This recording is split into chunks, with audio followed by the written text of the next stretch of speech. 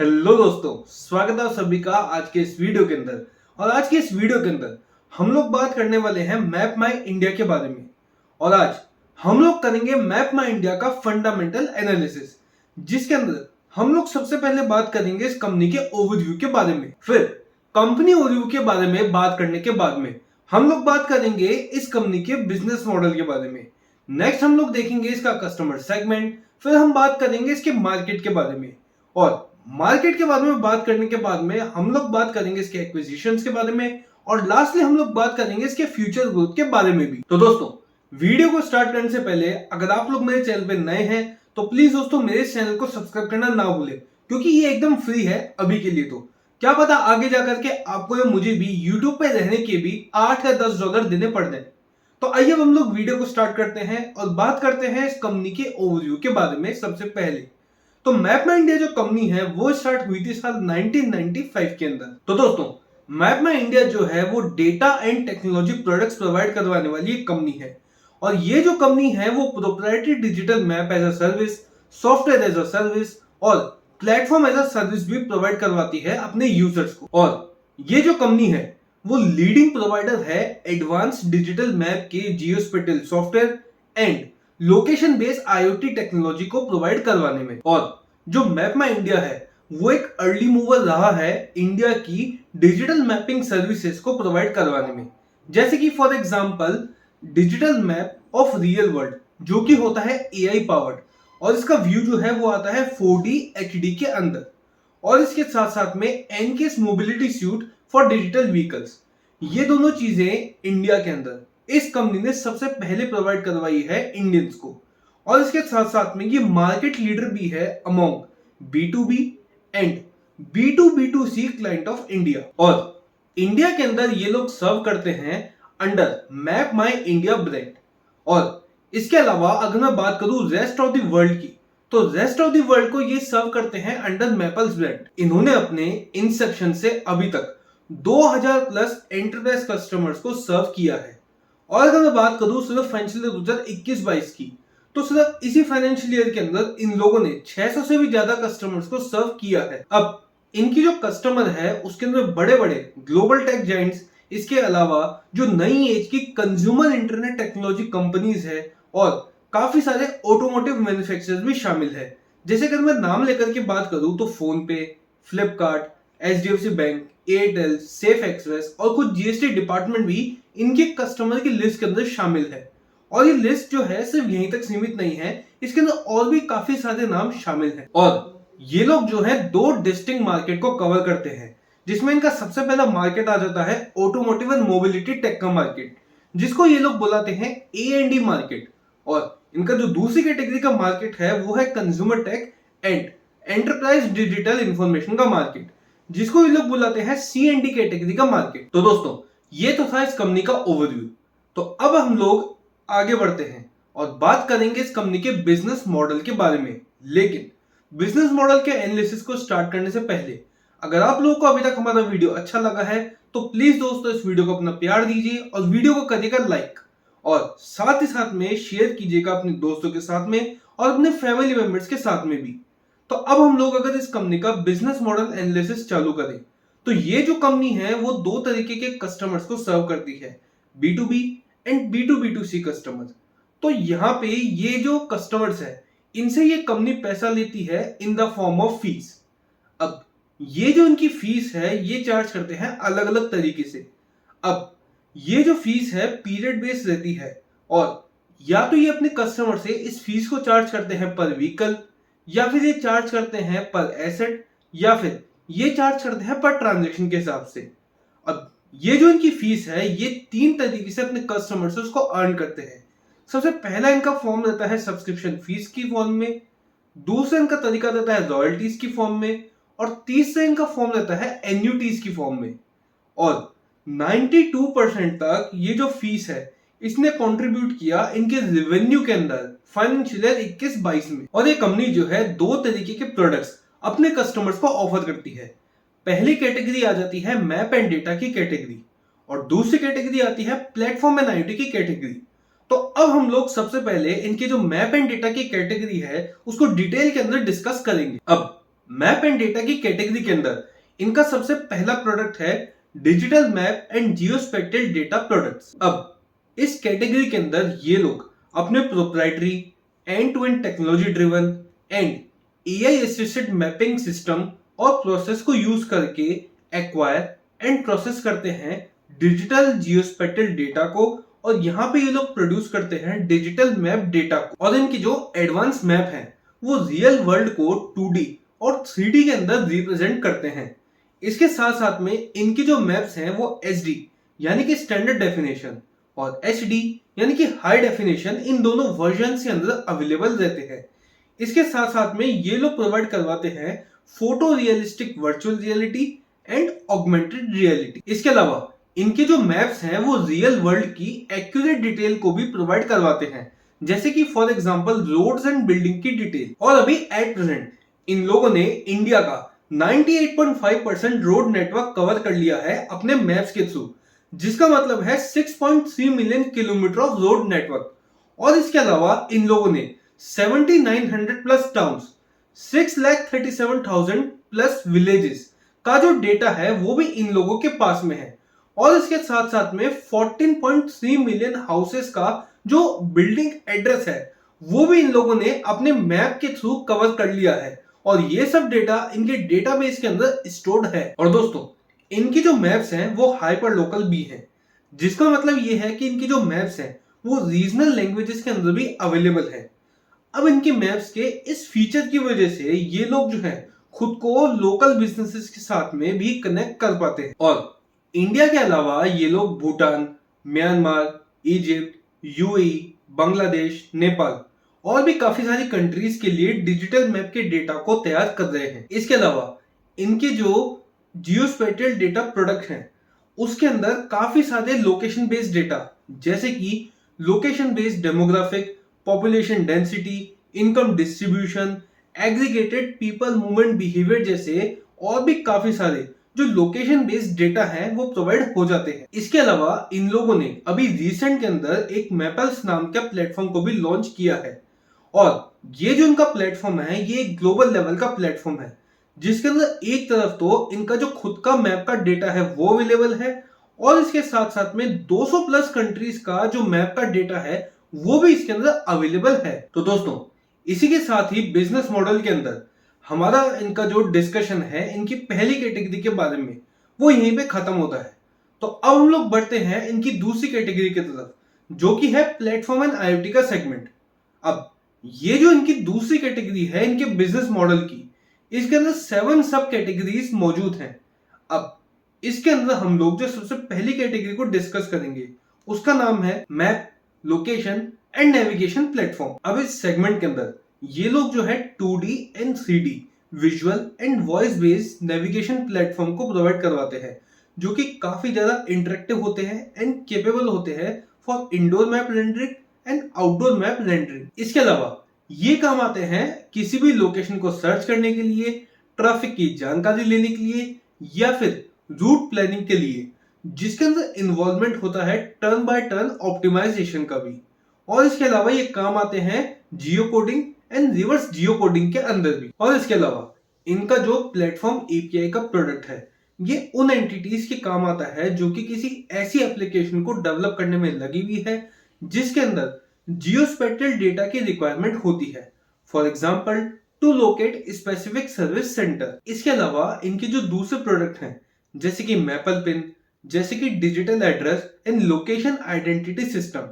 अब ये जो इनके दोनों प्रोडक्ट्स हैं ये कुछ इस तरीके से डिजाइन करे गए हैं कि कोई भी इंडस्ट्री या फिर कोई भी सेक्टर अपनी रिक्वायरमेंट के हिसाब से इन प्रोडक्ट्स को यूज कर सकता है। तो दोस्तों अब यहाँ पे इनका जो नेक्स्ट सेगमेंट है वो है GIS, geospatial analysis and geo AI product and platform. अब इस सेगमेंट के ऊपर ये जो कंपनी है ये अपने कस्टमर्स को कुछ ऐसे प्लेटफॉर्म्स प्रोवाइड करवाती है जिसकी वजह से इनके जो कस्टमर्स हैं अक्रॉस इंडस्ट्रीज अपने जो मार्केट है उसका एनालिसिस कर सकते हैं, और ये एनालिसिस होने के बाद में ये जो कंपनी है अपने कस्टमर्स को प्रिडिक्टिव मॉडल्स भी बना करके देती है थ्रू स्पेक्ट्रल पैटर्न्स। इसके अलावा इस कैटेगरी के अंदर ये जो कंपनी है अपने कस्टमर्स को real time dashboarding and monitoring capabilities भी प्रोवाइड करवाती है। और इसके अलावा इनकी इस कैटेगरी की जो ऑफरिंग है उसको इनके कस्टमर यूज करते हैं in optimising supply chain and logistic. For example अगर मैं बात करूं तो मान लीजिए अगर किसी पेट्रोलियम कंपनी को अपने पेट्रोलियम प्रोडक्ट्स को पेट्रोल पंप तक पहुंचाना है तो वो पहुंचाने के लिए कौन सा रूट ऑप्टिमम सप्लाई रूट रहेगा, उसके आइडेंटिफिकेशन के अंदर ये जो कंपनी है इसकी इस कैटेगरी के प्रोडक्ट अपने कस्टमर्स को हेल्प करते हैं। और यहाँ पे इसके अलावा अगर मैं बात करूं गवर्नमेंट की तो इस कैटेगरी के जो प्रोडक्ट हैं वो गवर्नमेंट को भी हेल्प करते हैं in identification of location of tax payers and traders. तो अब यहाँ पे इनकी जो थर्ड कैटेगरी है उसका नाम है location based IoT fleet and workforce automation product and platform. अब इस कैटेगरी के अंदर ये जो कंपनी है अपने कस्टमर्स को अपने आईओटी प्लेटफॉर्म का प्रोडक्ट जिसका नाम है इनटच उसकी सर्विसेज प्रोवाइड करवाती है। अब ये जो इनका प्रोडक्ट है ये इनके कस्टमर्स को अलाउ करता है to get connected with real world sensors and with phone and IoT devices. और इसके अलावा ये जो कंपनी है इस कैटेगरी के अंदर अपने कस्टमर्स को और भी ज्यादा wide range of applications provide करवाती है, जैसे कि real time tracking of assets and vehicle, इसके अलावा जियो फेंसिंग अलर्ट्स, इसके अलावा historical movement and driver behaviour analysis. ये तमाम तरीके की जो सर्विसेज है कंपनी इस कैटेगरी में अपने कस्टमर्स को प्रोवाइड करवाती है। और इसके अलावा इस कैटेगरी के अंदर दूसरा मेन प्रोडक्ट ये कंपनी ऑफर करती है इसका नाम है वर्कमेट। अब ये जो इनका प्रोडक्ट है वर्कमेट ये एक सॉफ्टवेयर प्लेटफॉर्म है जिसकी वजह से कस्टमर्स के लिए अपने वर्क फ्लो की मॉनिटरिंग और अपने वर्कफोर्स की मॉनिटरिंग करना आसान हो जाता है।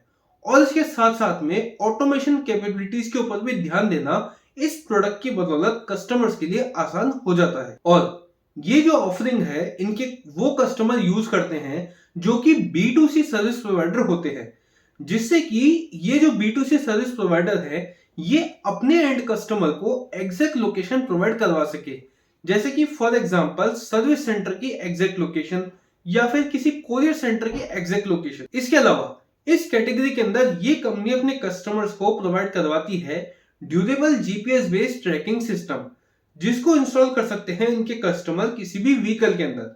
और इसके साथ साथ में ये कंपनी इस कैटेगरी के अंदर प्रोवाइड करवाती है सेंसर्स फॉर फ्यूल मॉनिटरिंग। तो दोस्तों अब यहाँ पे इनकी जो फोर्थ कैटेगरी है वो है मैपल्स ऐप की कैटेगरी। अब ये जो इनका मैपल्स ऐप है जैसे कि हम लोग पहले भी बात कर चुके हैं ये इनका एक सुपर ऐप है। और अब इस ऐप के थ्रू ये लोग प्रोवाइड करवाते हैं वेरियस फैसिलिटीज जैसे कि मैप्स की facility, navigation, safety, tracking, mobility और भी काफी सारे फीचर इस ऐप के अंदर मौजूद हैं। तो दोस्तों अब यहाँ पे इनकी जो नेक्स्ट कैटेगरी आती है वो आती है डेवलपर एपीआई एंड एसडीके की कैटेगरी, जिसके अंदर ये लोग डेवलपर को हेल्प करते हैं बेसिकली इनके जो खुद के मैप्स हैं, इनके जो खुद के जियोस्पेटियल प्रोडक्ट हैं और इनके जो आईओटी प्लेटफॉर्म एंड प्रोडक्ट है। अब यहाँ पर ये एक फैसिलिटी प्रोवाइड करवाते हैं डेवलपर्स को, जिसके थ्रू डेवलपर इनकी इन सभी चीजों को खुद के मोबाइल और खुद के वेब एप्लीकेशन के अंदर इंस्टॉल कर सकते हैं और डेवलपर्स खुद के एंड कस्टमर को वो सारी चीजें प्रोवाइड करवा सकते हैं खुद के मोबाइल और खुद के वेब एप्लीकेशन के द्वारा। और ये यूज किए जाते हैं इंडिपेंडेंट सॉफ्टवेयर डेवलपर के द्वारा भी for geospatial SDK and for various feature, जैसे कि for example for exact location of Covid vaccination centre. तो अभी ये जो सारे फीचर्स हैं ये इंडिपेंडेंट सॉफ्टवेयर डेवलपर इन सभी फीचर्स को इनके प्लेटफॉर्म के थ्रू अपने प्रोडक्ट्स के अंदर इंटीग्रेट कर सकते हैं। तो अब यहाँ पे दोस्तों इनकी जो सिक्स्थ कैटेगरी है वो है एनकेस automotive and mobility tech solutions की कैटेगरी, जिसके अंदर एनकेस का अगर हम सबसे पहले मीनिंग देखें तो यहाँ पे एनकेस का मतलब है navigation, connected vehicle, safety and advance driver assistance system, shared mobility and electric mobility. अब इस कैटेगरी के अंदर इनके प्रोडक्ट्स को यूज करती है automotive OEM including two wheeler, four wheeler and commercial vehicle. अब यहाँ पर ये लोग इंडस्ट्री के रिक्वायरमेंट के हिसाब से सॉल्यूशन प्रोवाइड करवाते हैं और उस सॉल्यूशन के अकॉर्डिंग ही ये लोग जो है प्लेटफॉर्म और जो इनके कंपेनियन ऐप है उसको अपने कस्टमर को ऑफर करते हैं for connected mobility and for better connectivity with the vehicle in terms of tracking, remote control and driving behaviour. तो दोस्तों अब इस सेगमेंट के अंदर इनकी सातवीं और आखिरी कैटेगरी है location powered consumer tech and enterprise digital information की कैटेगरी। अब इस कैटेगरी के अंदर ये लोग full stack suite of API and solution provide करवाते हैं consumer technology companies and enterprises को, जैसे कि बैंक्स को, फाइनेंशियल इंस्टीट्यूशन को और ट्रैवलिंग कंपनीज को। अब इन कंपनीज को ये लोग जो है complete range of map, geospatial products and location based IoT services के जो प्रोडक्ट है वो प्रोवाइड करवाते हैं। तो दोस्तों, अब अगर हम लोग हमारे वीडियो में आगे बढ़े बिजनेस मॉडल से, तो अब हम लोग नेक्स्ट देखेंगे इस कंपनी के कस्टमर के सेगमेंट को। तो अभी के टाइम पे ये जो कंपनी है ये 3 तरीके के कस्टमर्स को अपनी सर्विसेज ऑफर करती है। पहला इनका सेगमेंट आ जाता है कॉर्पोरेट का सेगमेंट, दूसरा इनका सेगमेंट आ जाता है ऑटोमोटिव ओईएम का सेगमेंट, और तीसरा और आखिरी इनका सेगमेंट आता है गवर्नमेंट का सेगमेंट। तो अब अगर हम लोग यहाँ पे सबसे पहले बात करें इनके कॉर्पोरेट सेगमेंट के कस्टमर के बारे में, तो इस सेगमेंट के अंदर ये लोग कवर करते हैं नॉन ऑटोमोटिव ओईएम और उन एंटरप्राइजेस को जो कि इनके बनाए गए डिजिटल मैप को इंटीग्रेट करती है अपनी एप्लीकेशन के अंदर। और इनकी जो डिजिटल मैपिंग टेक्नोलॉजी है और इनकी जो एआई इनेबल्ड फीचर है, इसकी वजह से इनके कस्टमर इंप्लीमेंट कर पाते हैं field force management and fleet tracking. और यहाँ पे ये लोग अपने कस्टमर्स को कस्टमाइज सेट ऑफ सॉल्यूशन भी प्रोवाइड करवाते हैं, जैसे कि for example custom map data और for example location based software services जो भी इनके कस्टमर प्रोवाइड करवाते हैं, उसके अंदर ये लोग अपनी एआई टेक्नोलॉजी उन कस्टमर्स को प्रोवाइड करवाते हैं। तो दोस्तों, अब कस्टमर सेगमेंट के अंदर इनका जो नेक्स्ट सेगमेंट आता है वो है ऑटोमोटिव ओईएम का सेगमेंट, जिसके अंदर ये लोग 2 wheeler, 4 wheeler, electric vehicle and commercial vehicle manufacturers को कवर करते हैं। अब इस सेगमेंट के अंदर ये लोग एनकेस मोबिलिटी सॉल्यूशन प्रोवाइड करवाते हैं अपने इन कस्टमर को, और इसके साथ साथ में इस सेगमेंट के अंदर इनके जो बड़े बड़े कस्टमर हैं उसके अंदर नाम आता है सबसे पहले तो एमजी मोटर्स का, नेक्स्ट है Hyundai, Aves and safe express. और अब इस सेगमेंट के अंदर इन लोगों ने डेवलप करी है next generation talking car cockpit technology, जिसकी वजह से कन्वर्सेशन हो सकती है between driver and between vehicle. और इसके साथ साथ में इस सेगमेंट के अंदर ये लोग ऑफर करते हैं शेयर्ड मोबिलिटी प्रोग्राम, जिसके अंदर ये लोग ऑफर करते हैं end to end ride sharing, जो कि काफी ज्यादा कॉस्ट इफेक्टिव और एनवायरमेंट फ्रेंडली होता है। तो अब यहाँ पे इनके थर्ड और आखिरी कैटेगरी के कस्टमर आ जाते हैं, जो कि है गवर्नमेंट।